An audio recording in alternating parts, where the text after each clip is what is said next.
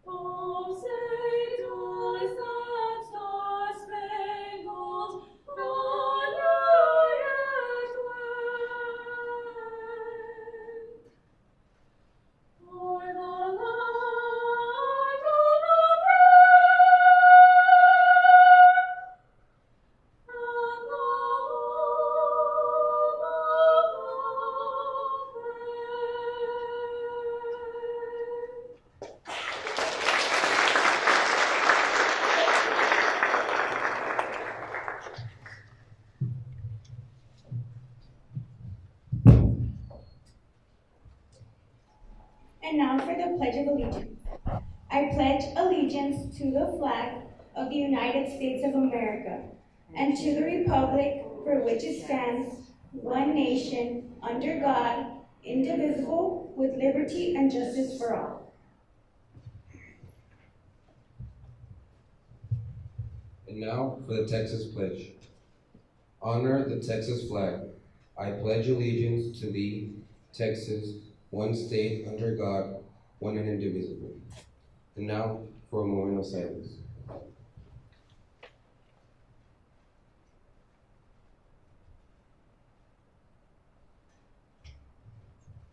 Thank you, and please be seated.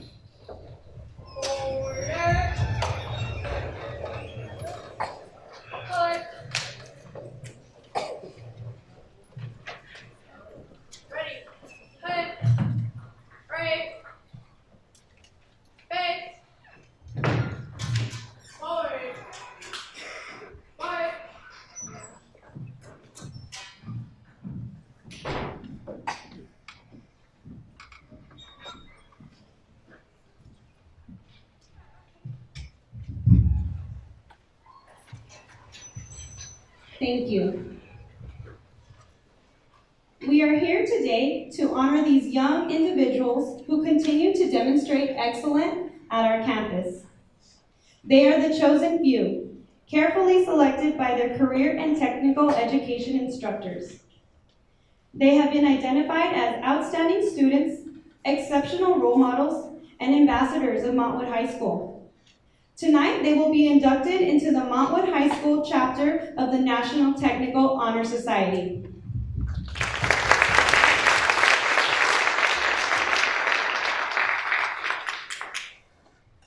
To help us celebrate this distinguished honor, we have some very important guests with us tonight.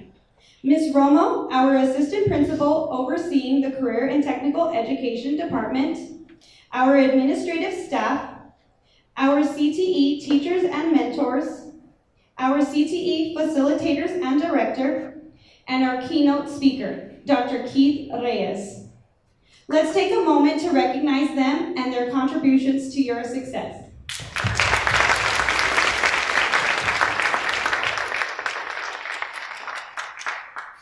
I would also like to introduce this year's NTHS officers. Ms. Jacqueline Terrazas, President. Ms. Reina Gamboa, Vice President. Ms. Crystal Echavarria, Secretary. Mr. Sergio Marquez, Treasurer. And Ms. Carolina Villegas, Historian. Thank you. Please be seated. We are delighted to have Dr. Keith Reyes in attendance as well. Dr. Reyes holds a doctorate in educational leadership. He is currently an assistant professor of education at Central Washington University, and he has graciously given his time to provide the keynote for tonight's event.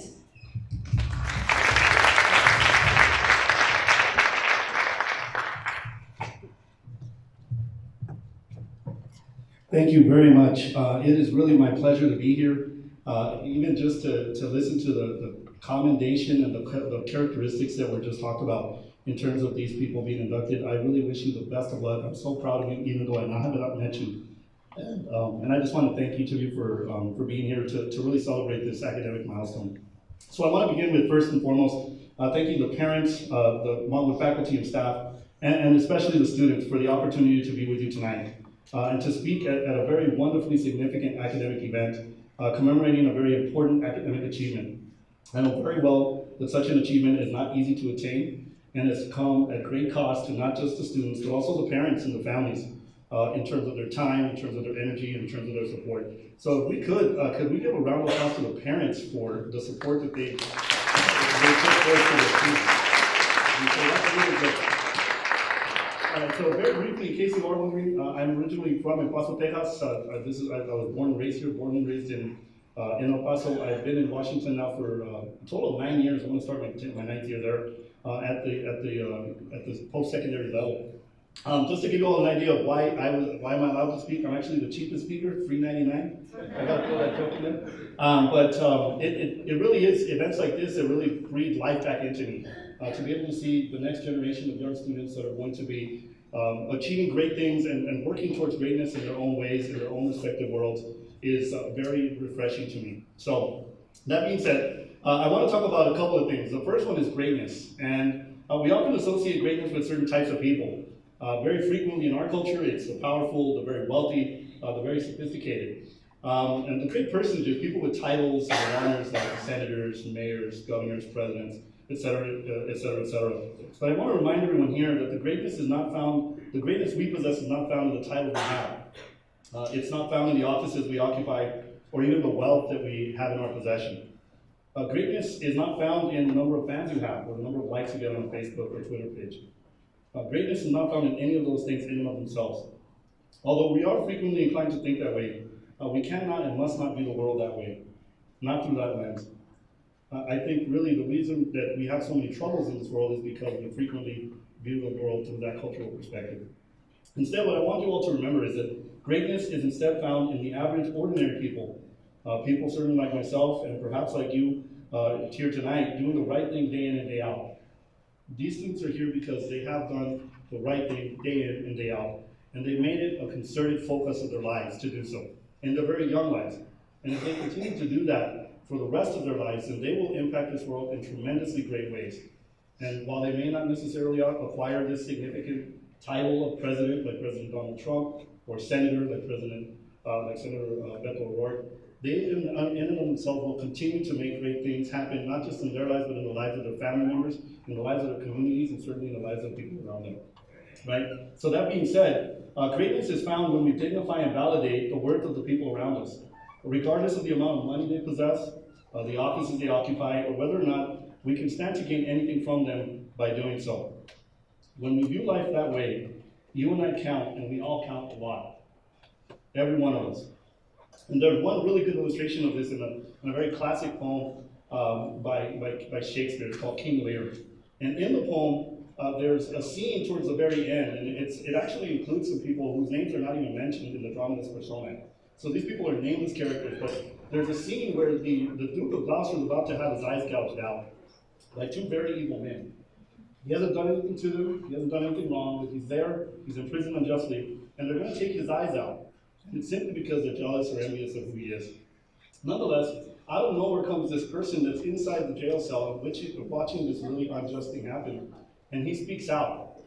He doesn't stop them from doing what they want to do, they take his eyes out. As a matter of fact, this man is killed very quickly because these two more powerful dudes are there to ultimately take his life out. But I use that as an example because it actually tells us that in that moment, that man, whether or not his name ended up on a list of important people or significant people, he did the right thing.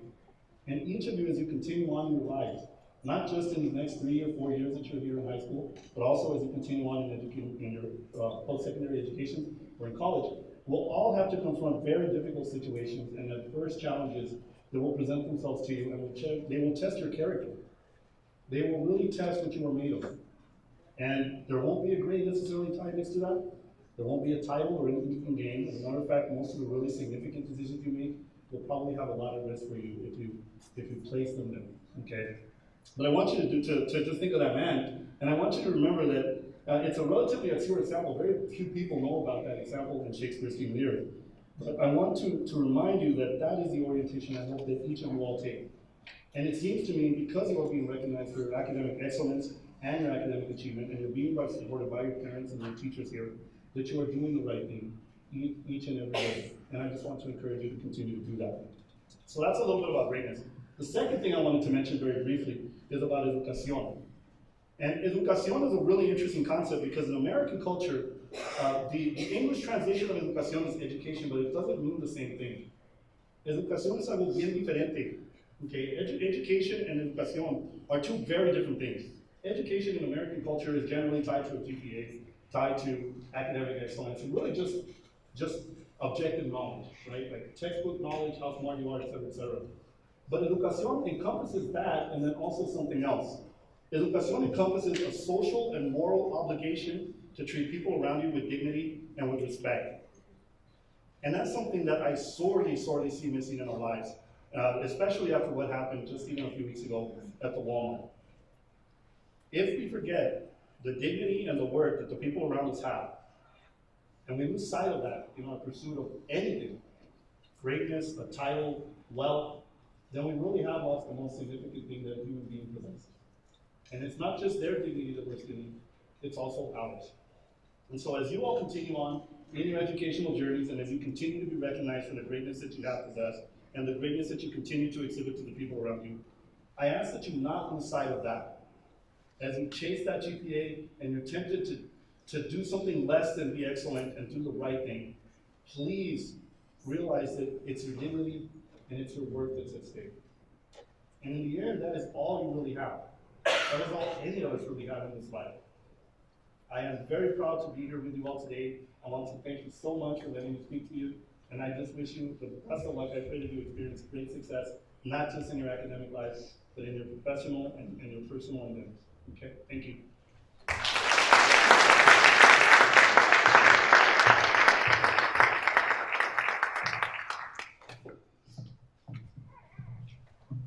Thank you, Dr. Reyes. Thank you, Dr. Reyes, for your genuine words and the wisdom you have imparted on us.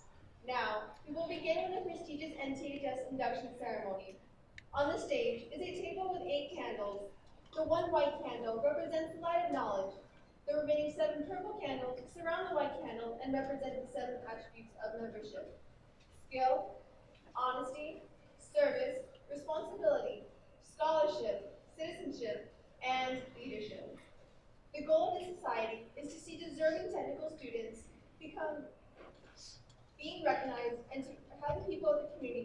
aware of the talents and abilities of the young people and adults who choose technical education pathways to a successful future. The colors of the National Technical Honor Society are silver, white, and purple. Silver represents value, reward, worth. White represents truth and honesty, and purple represents achievement and honor. The official emblem of the organization is made up of a shield crossed by a scroll bearing the letters NTHS. The shield represents the individual member. The official insignia of the organization is the central figure, which inscribes the 7 attributes of membership. The NTHS motto is Felicitas Menti Instructi Fabet, which translated from Latin reads, "Success favors the prepared mind." The official NTHS slogan is "Excellence in America's workforce begins with excellence in workforce education." As we continue our ceremony, we will use the light of knowledge at the center of the table to light each one of the 7 NTHS attributes. Knowledge is familiarity, awareness, and understanding gained through the experience or study in your technical program. The first member attribute is skill. Skill is the use of knowledge to develop great ability and the expertise necessary to make a positive difference in a particular occupational field. I light this candle to represent skill.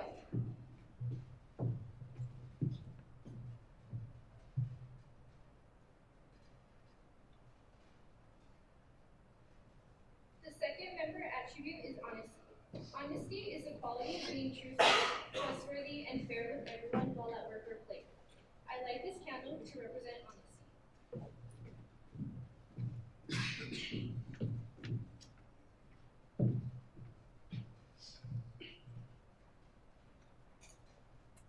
The third member attribute is service. Service is giving assistance and being ready and able to provide a helpful and useful act. I like this candle to represent service.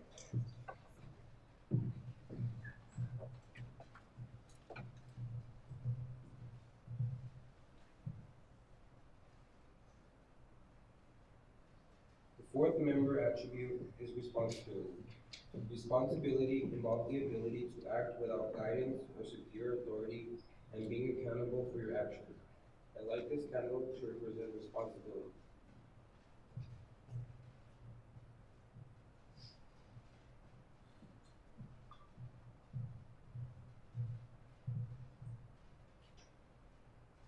The fifth member attribute is scholarship.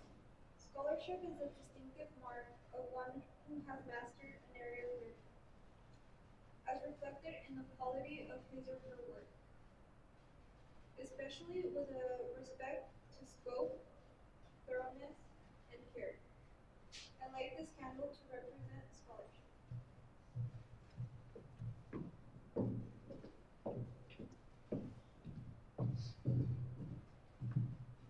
The sixth member attribute is citizenship. Citizenship is being entitled with full civil rights and exercising the duties, rights, and privileges of this status. I light this candle to represent citizenship.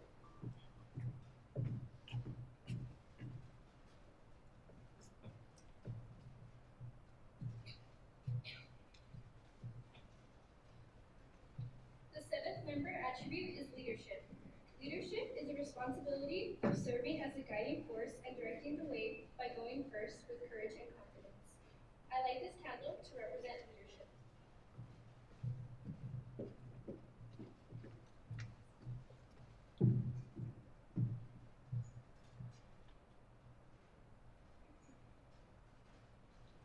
Students, we hope you recognize these 7 attributes in yourself and value these qualities, which make you eligible for membership in the National Technical Honor Society.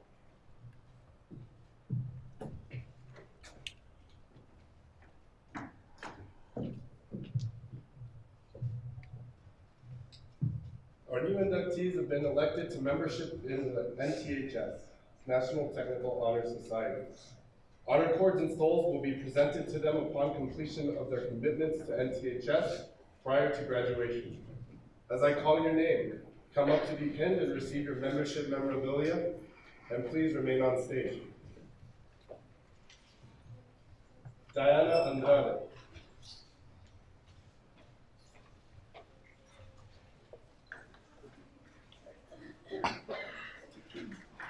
Jefferson Ávila.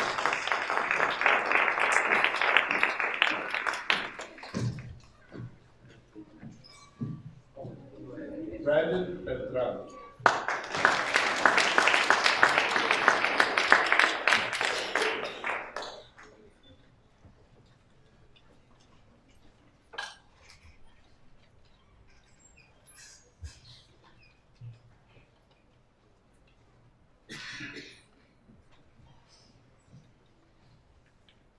Zaira Calvario.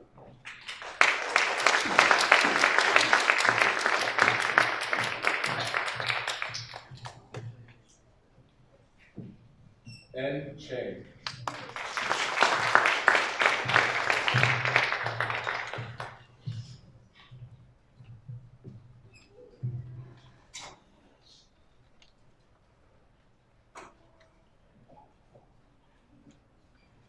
Jocelyn Chavez.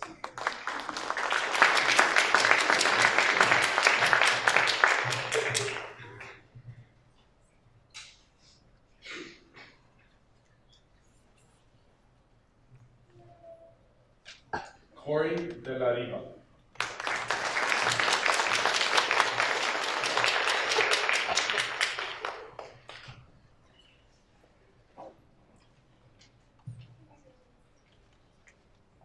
Denise Dominguez.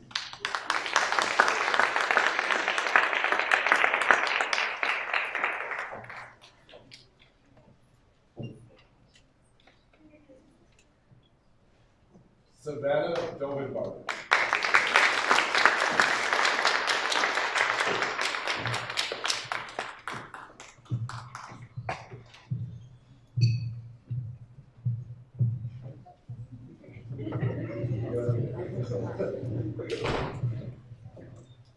Yaramil Fernandez.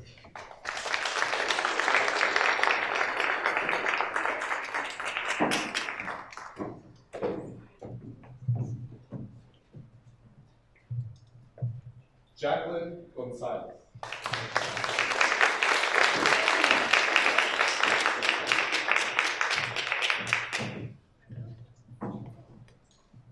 Santiago Guerrero.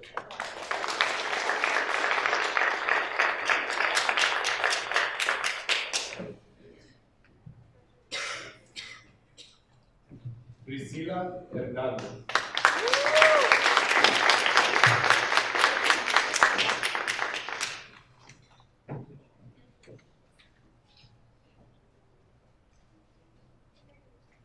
Nicole Jimenez.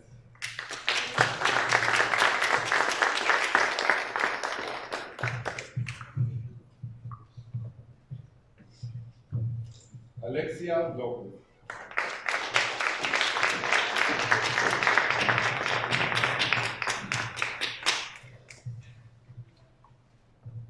Zoe Luna.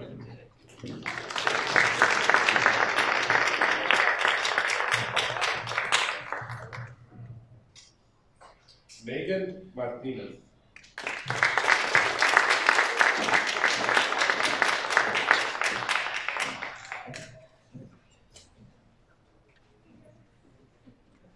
Abigail Martinez.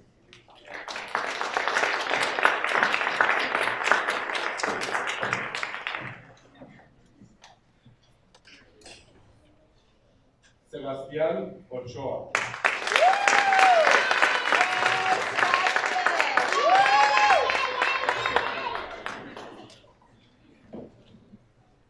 Valeria Olivares.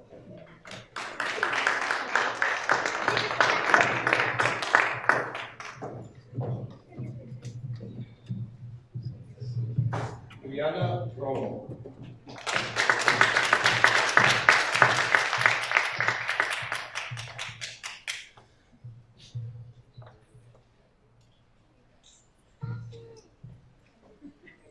Kimberly Rosales.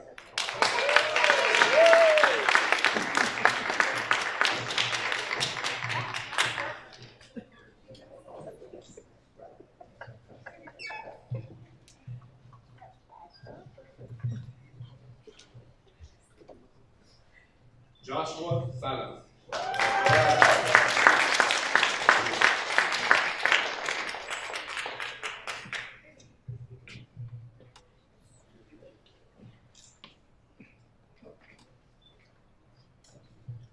Vianney Sanchez.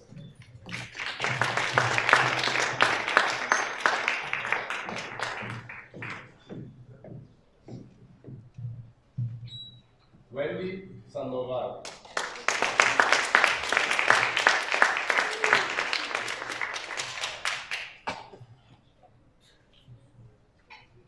Carolina Uribarri.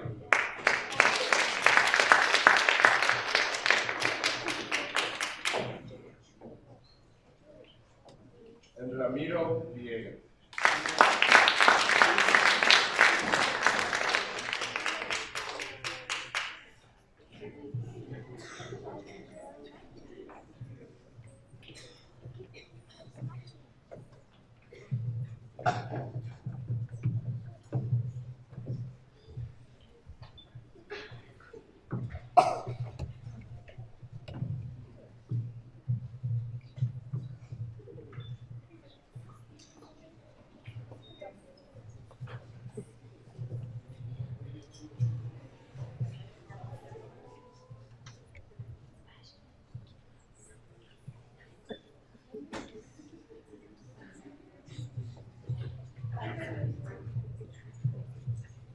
As new members of NTHS, will you please recite the NTHS pledge with your fellow members? As a member of the National Technical Honor Society, I pledge to maintain the highest standards of personal conduct. I will apply myself to continue a record of scholastic achievement. And I will strive for excellence in all aspects of my education. I will invest my talents, my skills, and my knowledge in a career of my own choosing. And shall always endeavor to uphold my obligations as a citizen of my community and my country. Please give our new members a round of applause.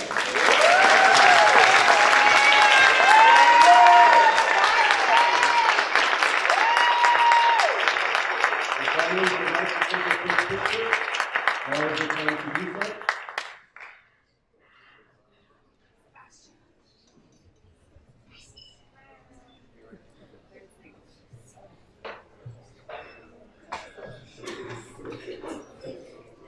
Ladies and gentlemen, you may now take your seats.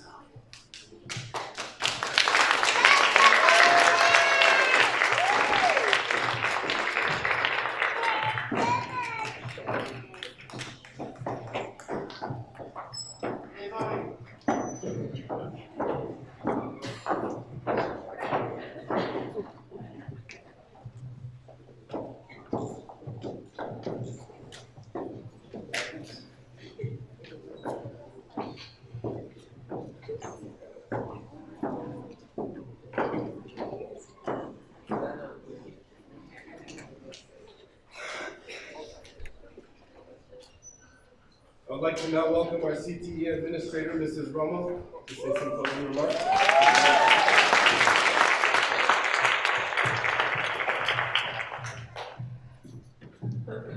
So, ladies and gentlemen, I declare you members of the National Technical Honor Society. Let's give a special round of applause and a very special thank you to the NHS Choir, our NHS Culinary Arts program, and to all of the distinguished guests for participating in this very special evening. Thank you all for coming and supporting our students. Members have set the standard of excellence, and we are extremely proud and excited to see what this school year holds for them. So thank you, parents, for joining us. Let me tell you that we invite you to have some goodies with our MHS Culinary program outside. Have a safe ride home. It is a little ugly out there. And again, thank you so much for coming and joining us this evening. Thank you.